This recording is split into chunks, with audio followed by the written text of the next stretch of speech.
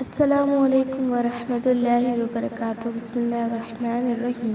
ए ॾिसंदड़, छा तूं उन्हनि खे न ॾिठो जिन खे चयो वियो त पंहिंजे हथनि खे लड़ाई ऐं खूनरेज़ी खां रोकियो ऐं नमाज़ क़ाइमु कयो ऐं ज़कात ॾींदा रहो। पोइ जंहिं महिल मथिन जंग करणु लाज़िम कई वई, यानी जहाद फ़र्ज़ कयो वियो, त हिकदमि हिकु जथो माण्हुनि खां ईअं डिॼणु लॻो जीअं अल्लाह खां डिॼणु घुरिजे, बल्कि उन खां बि वधीक, ऐं चवणु लॻा त ए असांजा रब, तो असां ते जंग करणु छो मड़ी यानी फ़र्ज़ कई आहे ऐं थोरे वक़्त लाइ असांखे मोहलत छो न ॾिनई।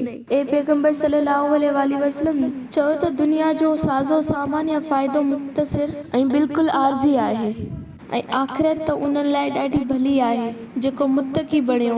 ऐं यादि रखो त उते तव्हां ते तंद या तिर जेतिरो बि ज़ुल्म न कयो वेंदो। ए जहाद खां डिॼण वारो, तव्हां किथे बि हुजो, मौत तव्हांखे अची ई रहंदो, जेतोणीकि अव्हां मज़बूत क़िलनि में छो न हुजो। ऐं जेकॾहिं खेनि को फ़ाइदो रसे थो त चवनि था त ही अल्लाह तरफ़ां आहे, ऐं जॾहिं खेनि का तकलीफ़ पहुचे थी त ए मुहम्मद सल्लल्लाहु अलैहि वसल्लम तोखे चवनि था त इहा तुंहिंजे करे आहे। ए पैगंबर सल्लल्लाहु अलैहि वसल्लम खेनि चयो त सभु कुझु ॾुख ऐं सुख अल्लाह तरफ़ां आहे। आख़िर उन्हनि माण्हुनि खे छा थियो आहे जो हीअ ॻाल्हि बि सम्झी नथा सघनि। ए इंसान, जेको बि तोखे भलाई या फ़ाइदो पहुचे थो सो अल्लाह जे तरफ़ां आहे, ऐं जेका बि तकलीफ़ या मुसीबत पहुचे थी उहा तुंहिंजे पंहिंजे नफ़्स जी तरफ़ खां आहे, यानी तुंहिंजे अमलनि जी शामत आहे। ऐं ए मोहम्मद सल्लल्लाहु अलैहि वसल्लम, असां तोखे समूरनि इंसान लाइ पैगंबर करे मोकिलियो आहे, ऐं उन्हीअ लाइ बसि अल्लाह ताला शाहिद काफ़ी आहे।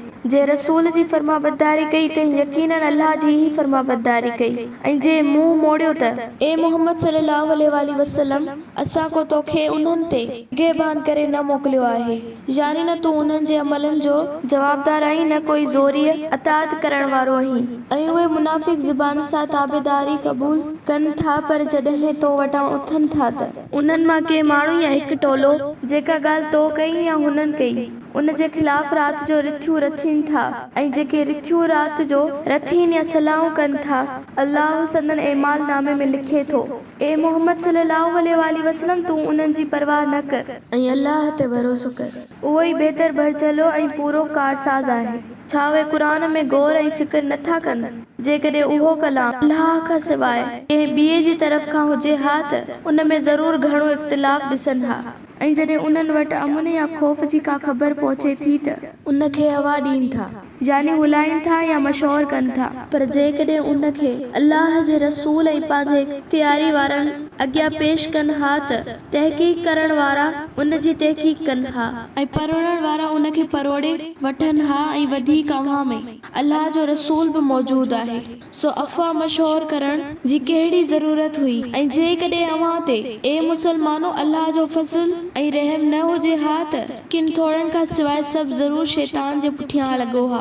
तंहिं करे तूं अल्लाह जी राह में विढ़ंदो रह, ऐं तूं पाण खां सवाइ ॿिए कंहिं जो ज़िम्मेवार न आहीं। ऐं मोमिननि खे अल्लाह जी राह में लड़ण जी रग़बत ॾियार। क़रीब आहे त अल्लाह काफ़िरनि जी जंग बंदि करे ऐं संदनि ज़ोर खे टोड़े छॾे, ऐं अल्लाह जो ज़ोर सभ खां मज़बूत, कवी ऐं ज़बरदस्त, ऐं उन जी सज़ा बि सभ खां वधीक सख़्त आहे। जेको नेक अमलनि जी या चङी ॻाल्हि जी सिफ़ारिश कंदो, उन खे उन जे सवाब मां हिसो मिलंदो, ऐं जेको बुराईअ जी मदद या सिफ़ारिश कंदो, उन खे उन जी सज़ा मां भाङो मिलंदो। ऐं अल्लाह हर शइ ते नज़र रखण वारो ऐं निगहबान आहे। ऐं जॾहिं अव्हां खे दुआ ॾेई सलाम कयो वञे त अव्हां उन खां बहितर या अहिड़ी ई दुआ सां सलाम जो जवाब ॾियो। बेशक अल्लाह हर शइ जो हिसाब वठण वारो आहे। अल्लाह उहो महबूद बरहक आहे जंहिं खां सवाइ ॿियो को बि बंदगी जो लाइक़ न आहे। उहो तव्हां सभिनी खे क़यामत जे ॾींहुं ज़रूर जमा गॾियां कठो कंदो, जंहिं में को बि शक न आहे। ऐं अल्लाह जी ॻाल्हि या सुखनि खां वधीक कंहिंजी ॻाल्हि सची थी सघे थी?